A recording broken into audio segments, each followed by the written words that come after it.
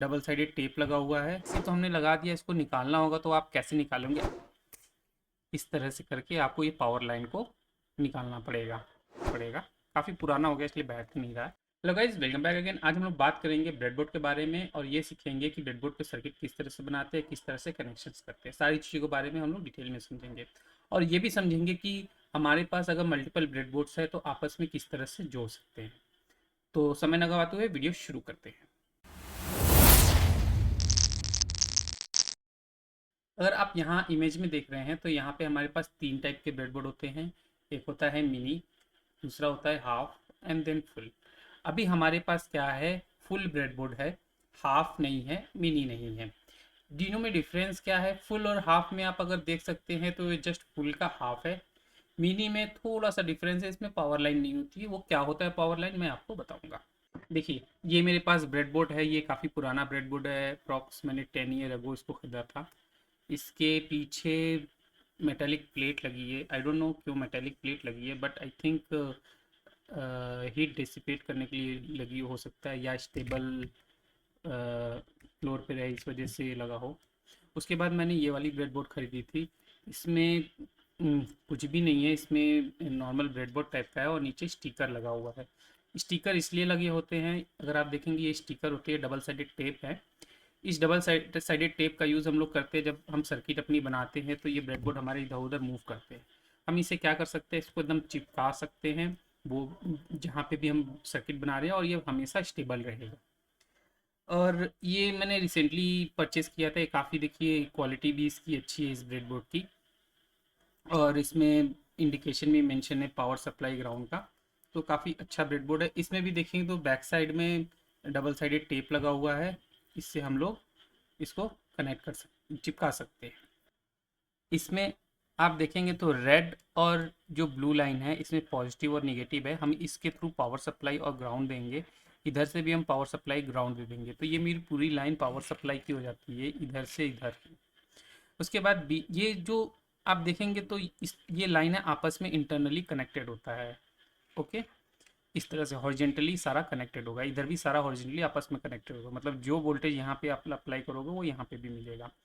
इसके साथ ही साथ आप बीच में देखें तो ये क्या है, वर्टिकल लाइन्स है। ये वर्टिकल लाइन्स आपस में क्या होते हैं, कनेक्टेड होते हैं। ओके, सेम तरीके से यहाँ पे भी ये वर्टिकल लाइन्स आपस में कनेक्टेड होते हैं।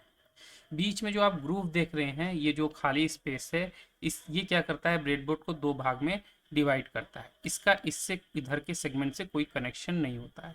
इस ग्रुप का यूज़ हम इसलिए करते हैं, अगर मुझे कोई आईसी लगानी है तो इस ग्रुप का यूज़ करते हैं। Okay, that is dual in package. Dual in package ऐसी, जैसे हमारे पास एक आईसी है यहाँ पर। ओके, ये हमारा माइक्रो कंट्रोलर एटमेगा 328। अगर मुझे इसको इस पर लगाना होगा तो इस तरह से हम क्या करेंगे, रख कर दबा देंगे।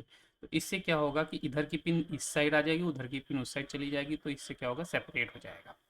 अब बात करें, आईसी तो हमने लगा दिया, इसको निकालना होगा तो आप कैसे निकालेंगे? ऐसे आप खींचेंगे तो नहीं निकल पाएगा, क्योंकि काफ़ी टाइट होता है। इसके लिए आपको स्क्रू ड्राइवर का यूज़ करना पड़ेगा। इस तरह से आप नीचे से स्क्रू ड्राइवर डालेंगे और धीरे से प्रेस करेंगे तो ये आपका आईसी आराम से बाहर निकल आएगा। इधर ग्रुप्स दिए हुए हैं कुछ, ये यहाँ पर, और इधर भी कुछ हुक दिए हुए हैं। इसका यूज़ क्या है बेसिकली, अगर हम सर्किट हम बनाते हैं, सर्किट हमारी काफ़ी बड़ी हो जाती है, तो हम लोग क्या करते हैं, एक ब्रेडबोर्ड का नहीं यूज़ करते, हम मल्टीपल ब्रेडबोर्ड का यूज़ करते हैं।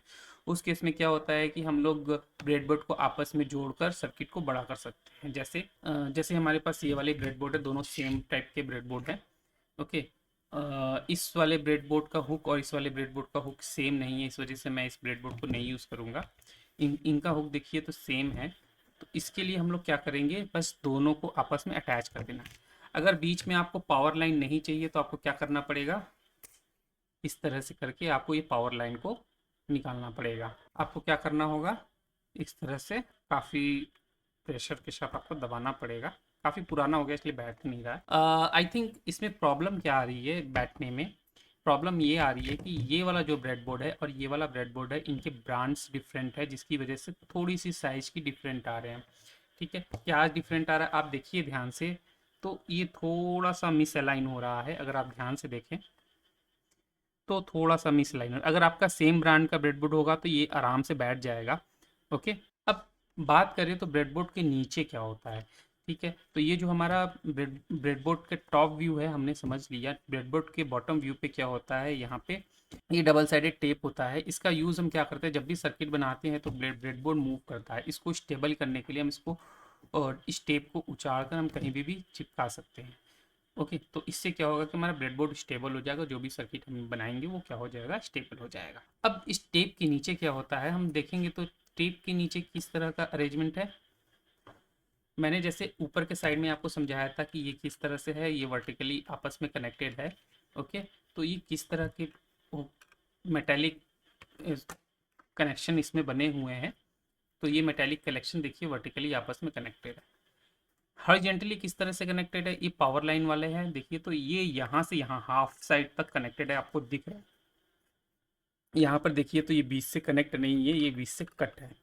बट बहुत सारे ब्रेडबोर्ड में क्या होता है, बीच से कट नहीं होता, पूरा यहाँ से लेके यहाँ तक सेम सप्लाई होता है, जैसा कि मैंने दूसरे ब्रेडबोर्ड में दिखाया। दूसरे ब्रेडबोर्ड कौन सा, इस वाले ब्रेडबोर्ड में। इस वाले ब्रेडबोर्ड में बीच से कट नहीं है, ये पूरा यहाँ से यहाँ तक सेम सप्लाई जाता है। अब देखें ये किस तरह का अरेंजमेंट होता है, तो मैं एक मेटल को निकालता हूँ इसमें से। तो ये कुछ इस तरह का अरेंजमेंट होता है, जब भी कोई चीज़ इसमें ऐसे जाता है पिंस, तो क्या होता है इसमें इस तरह से होल्ड कर लेता है।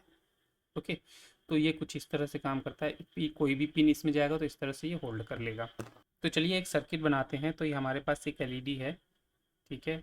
ये एलईडी की सर्किट हम बनाते हैं। इधर से एलईडी को हम 220 ओम रेजिस्टेंस के साथ कनेक्ट करेंगे, ठीक। इसके बाद पावर सप्लाई ग्राउंड, तो इस वाले पिन को पावर सप्लाई देंगे और इधर को हम ग्राउंड देंगे। अब एक और एलईडी लेते हैं, ये दूसरी एलईडी है। इस एलईडी को हम इधर के साइड में कनेक्ट करेंगे, सेम चीज़ करेंगे, पावर सप्लाई और ग्राउंड। तो ये वाला पिन हम पावर सप्लाई करेंगे और ये वाला पिन हमारा क्या होगा, ग्राउंड होगा।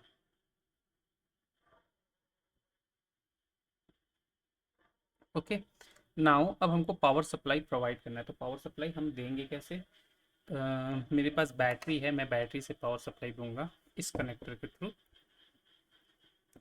ठीक। ये मैंने पावर सप्लाई तो दे दिया, बट ये ग्लो नहीं हुआ, इसका मतलब क्या है, कुछ तो गड़बड़ है। ठीक है, ये हमारा पावर सप्लाई और ग्राउंड हो गया। अब इधर वाली एलईडी जल नहीं रही है, तो हमें क्या करना होगा, पावर को जंप कराकर हमें इस लाइन में लाना होगा। इधर वाली पावर को हमें इस लाइन में लाना होगा, तब जाके क्या होगा, ये हमारा एलईडी ग्लो करेगा। ठीक है, तो हम क्या कर सकते हैं, इधर से भी जंप करा सकते हैं। इसको मैंने ग्राउंड को ग्राउंड में कनेक्ट किया और पावर को पावर में कनेक्ट किया। ठीक है, तो ये वाली एलईडी ज़्यादा ब्राइट लग रही होगी, बट इसको काफ़ी स्लो होना चाहिए। ये ट्रांसपेरेंट एलईडी है, इस वजह से ये इसकी ब्राइटनेस ज़्यादा लग रही है। ओके, आई होप आपको वीडियो अच्छा लगा होगा तो लाइक करिएगा, नए हैं तो सब्सक्राइब करिएगा। कोई भी क्वेरीज है नीचे कमेंट बॉक्स में ज़रूर लिखिएगा। और हाँ, मैं आपके लिए वर्कशॉप और ट्रेनिंग लेके आ रहा हूँ। अगर आपको इसके रिगार्डिंग कोई भी क्वेरीज है तो नीचे दिए गए लिंक पे आप ज़रूर क्लिक करें। मिलते हैं नेक्स्ट वीडियो में।